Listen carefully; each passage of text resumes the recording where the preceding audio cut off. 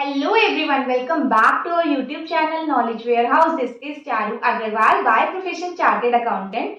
तो आज की वीडियो में हम डिस्कस करने वाले हैं कि हमें 143(1) की इंटीमेशन रिसीव हुई है और उसके अंदर आती है हमारी डिमांड। तो उस डिमांड को हमें कैसे उसका रिप्लाई करना है।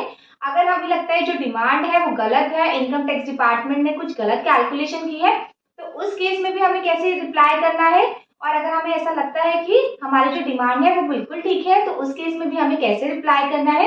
आज की वीडियो में मैं आपको पॉइंट वाइज पॉइंट सारी चीजें बताने वाली हूँ। तो चलिए स्टार्ट करते हैं आज की वीडियो। अगर आपको मेरी वीडियोस अच्छी लग रही है तो आप मेरे चैनल को लाइक, सब्सक्राइब और शेयर जरूर करिए। अगर आप सब्सक्राइब करते हैं तो आपको टाइम टू टाइम नोटिफिकेशन मिलती रहेगी जो भी मैं वीडियोस अपलोड करूंगी।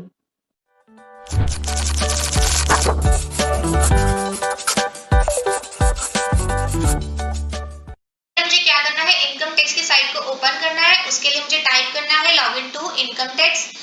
लॉगिन करने के बाद मेरा ये पेज ओपन होकर आता है। इसमें मुझसे यूजर आईडी की डिमांड की हुई है। यूजर आईडी मेरा पैन नंबर भी हो सकता है, आधार नंबर भी हो सकता है। तो मैं यहाँ पर अपना यूजर आईडी एंटर करूंगी। यूजर आईडी एंटर करने के बाद वो मुझसे पासवर्ड की डिमांड करता है। पासवर्ड को एंटर करके मैं कर दूंगी कंटिन्यू। तो उसके बाद मेरा ये पेज ओपन होकर आता है। यहाँ पर देखो मेरे को बहुत सारे टैब्स दिए हुए हैं। मुझे क्या देखना है कि जो मेरा इंटीमेशन ऑर्डर अंडर सेक्शन 143(1) में डिमांड आई हुई है उसको मुझे करना है रिजॉल्व। तो यहाँ पर देखो, जब भी आपका कुछ ऐसा केस होता है ना, जब आपकी डिमांड या कुछ भी आता है तो आपकी वो सारी चीजें किस में आती है, पेंडिंग एक्शंस में आती है। तो यहाँ पर देखो पेंडिंग एक्शन में मेरे को दी हुई है काफी सारे ड्रॉप डाउन। तो उसमें जो मेरा पास सेकंड नंबर का जो ड्रॉप डाउन है वो है रिस्पॉन्स टू आउटस्टैंडिंग डिमांड। तो यहाँ पर मुझे करना है क्लिक।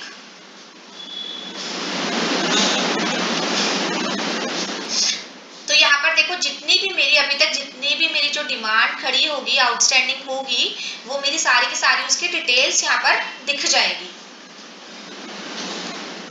एक डिमांड थी जो मेरी 3,390 रुपीज की खड़ी है, तो उसके अगेंस्ट मुझे क्या करना है, सबमिट करना है रिस्पॉन्स। तो मैं इस वीडियो में आपको दोनों ही केसेस दिखाने वाली हूँ कि अगर मैं एग्री कर रही हूँ कि वो डिमांड मेरी ठीक है तो उस केस में मैंने कैसे करना है, तो अगर मैं नहीं एग्री करी तो उस केस में मुझे कैसे करना है। तो सबसे पहले मैं जाऊंगी अपना सबमिट रिस्पॉन्स।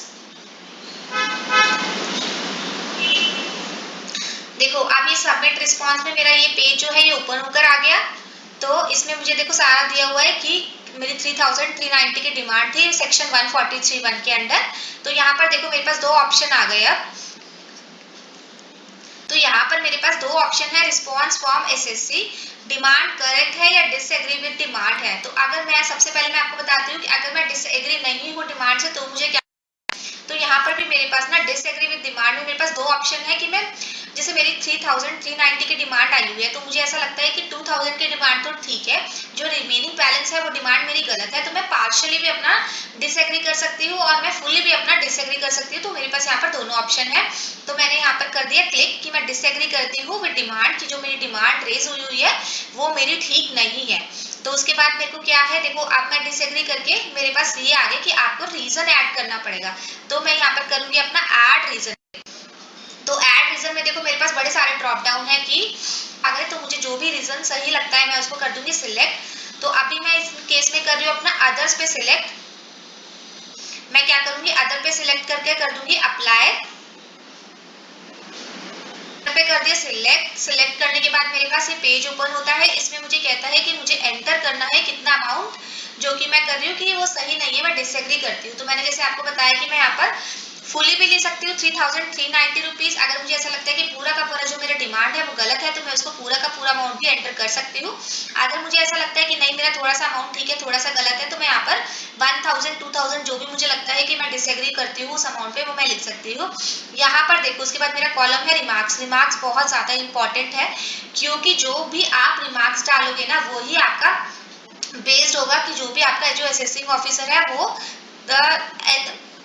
डिसीजन लेगा, आपके रिमार्क्स पे ही वो डिसीजन लेगा कि आपने जो डिसएग्री किया है डिमांड पे वो ठीक डिसएग्री किया या नहीं किया। तो यहाँ पर आपको पूरा अच्छे से रीजन लिखना पड़ेगा क्यों आप क्यों डिसएग्री होते हो। अगर इनकेस आपको लगता है कि जो असेसमेंट ऑर्डर में, जो इंटीमेशन ऑर्डर में चीजें लिखी हुई है वो सही नहीं है, तो आप यहाँ पर पूरा का पूरा अपना मेंशन कर सकते हो कि ये वाली जो इनकम है इंटीमेशन ऑर्डर में मेंशन है और एक्चुअली में वो मेरी इनकम थी नहीं, ये कुछ भी था। तो आपको यहाँ पर क्या करना है, रिमार्क्स में फुल फ्लेज अपना पूरा जस्टिफिकेशन लिखनी है। तो क्योंकि इसी पे बेस पे आपकी जो डिमांड है वो रिवोक होने वाली है, वो कैंसिल होने वाली है। अगर आप ये अपना रिमार्क्स ढंग से नहीं मेंशन करोगे, जस्टिफाई ढंग से नहीं करोगे, तो आपका असेसिंग ऑफिसर जो कन्विंस नहीं होगा और आपकी जो डिमांड है वो नहीं हटेगी। तो यहाँ पर क्या करना है, मैं अमाउंट लिखी, यहाँ पर हमें प्रॉपर तरीके से अपनी जस्टिफिकेशन मेंशन करनी है, जितनी आप तरीके से कर सकते हैं। यहाँ पर हमें जस्टिफिकेशन मेंशन करनी है पूरी प्रॉपर तरीके से, जिससे असेसिंग ऑफिसर जो है वो हमारा कन्विंस हो जाए। उसके बाद अगर हम जो करके यहाँ पर हम अपना रिमार्क्स एंटर करके तो हम कर देंगे सेव। सेव के बाद जो हो जाएगा हमने अपना डिसएग्री कर दिया। ठीक है, ये हमारा मैंने आपको पूरा प्रोसेस बता दिया कि कैसे आपको डिसएग्री करना है। अगर आपकी जो डिमांड आती है तो उस केस में बस बेसिकली आपका जो डिसएग्री में पॉइंट ये है कि जो आपको रिमार्क्स है वो अपना फुल फ्लेज जस्टिफिकेशन के साथ डालना है, जिससे आप अपने असेसिंग ऑफिसर को कन्विंस कर पाओ कि जो उन्होंने आपके लिए डिमांड रेज की है वो गलत है। ये हमारा डिसएग्री वाला हो गया कंप्लीट।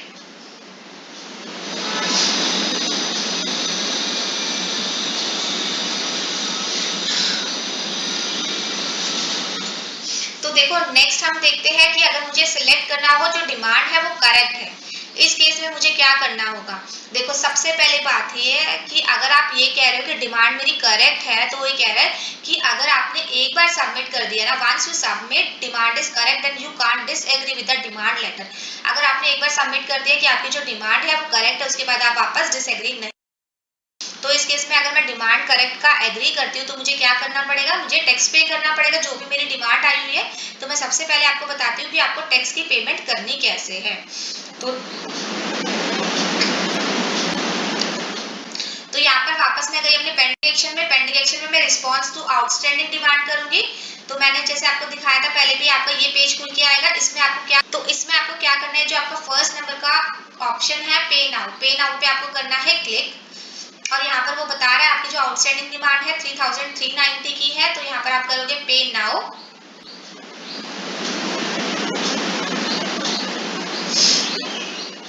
पे नाउ में देखो आपके पास क्या है समझ आ जाएगा। ये आपके पास पूरा का पूरा आपका जो पे नाउ वाला है खुल के आ जाएगा कि डिमांड के रेफरेंस नंबर इतना है, असेसमेंट ईयर इतना है और इसका अमाउंट इतना है। तो आप अगर कंटिन्यू करते हो इसको, तो कंटिन्यू करके आपके पास सारी की सारी न्यू पेमेंट वाली डिटेल्स आ जाएगी कि कितना टैक्स है, क्या सरचार्ज है, क्या सेस है, ये सब कुछ चीजें आपकी आ जाएगी। आप यहाँ पर एंटर करके और कंटिन्यू कर देना। ठीक है, ये यहाँ पर आपका जो हो जाएगा। फिर आगे वो आपसे बैंक की डिटेल्स पूछेगा कि कौन से बैंक से आप कर रहे हो, तो वहां पर जाके आपका सारा का सारा चालान बन जाएगा कि और सारी डिटेल्स आ जाएगी कि ये चालान नंबर है, ये आपका BSR कोड है और ये आपकी डेट ऑफ पेमेंट है जो आपको मेंशन करनी है। आगे मैं बताती हूँ। तो यहाँ पर आप कंटिन्यू करके अपने बैंक की डिटेल्स डाल के और इस चालान को कर देंगे सबमिट। तो अब हमें क्या करना है, सबमिट करने के बाद वापस मैं अपना आ रही हूँ रिस्पॉन्स टू आउटस्टैंडिंग डिमांड पे।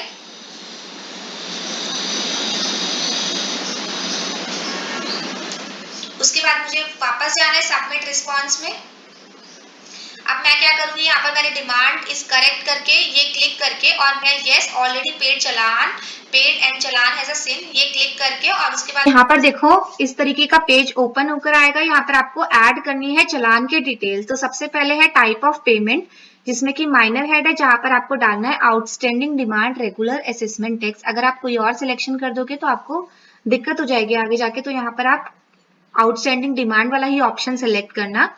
यहाँ पर आपको डालना है अमाउंट, जितना भी आपका अमाउंट आपको पे किया हुआ है आपने चालान में। यहाँ पर BSR कोड, ये जो BSR code serial number date of payment है, जब आप चालान सबमिट करोगे तो सारी की सारी डिटेल उस चालान पे लिखी होती है, तो वहां से आप सारी की सारी यहाँ पर डाल सकते हैं। उसके बाद देखो यहाँ पर है रिमार्क्स, रिमार्क्स में आप डालकर जो भी आपके चालान की कॉपी है उसको आपको यहाँ पर अपलोड करना है। आप इस पे क्लिक करोगे तो अटैचमेंट हो जाएगी अपलोड करने की, और उसके बाद करना है आपको सेव। ऐसे करके आपका जो चालान है, चालान की सारी डिटेल्स जो आपकी हो जाएगी। आगे जाके आपको करना है सबमिट। तो जब आप देखेंगे तो आपकी जो भी आपका जो डिमांड आया हुआ है, इसमें जो भी आपकी जो डिमांड खड़ी हुई है वो आपकी हो जाएगी। थोड़े टाइम बाद वो जीरो हो जाएगी, क्योंकि आपने ये जो चालान है ये सबमिट कर दिया है। तो ये इजीली आपका जो डिमांड, जो भी आउटस्टैंडिंग डिमांड खड़ी है, आप थोड़े दिन बाद जाके अपना पेंडिंग लिस्ट में जाके, पेंडिंग में जाके अगर आप अपना रिस्पॉन्स टू आउटस्टैंडिंग डिमांड में देखोगे तो आपका वो नील हुई मिलेगी आपको। लेकिन उसके लिए आपको थोड़ा सा वेट करना पड़ेगा। तो ये पूरा प्रोसेस था।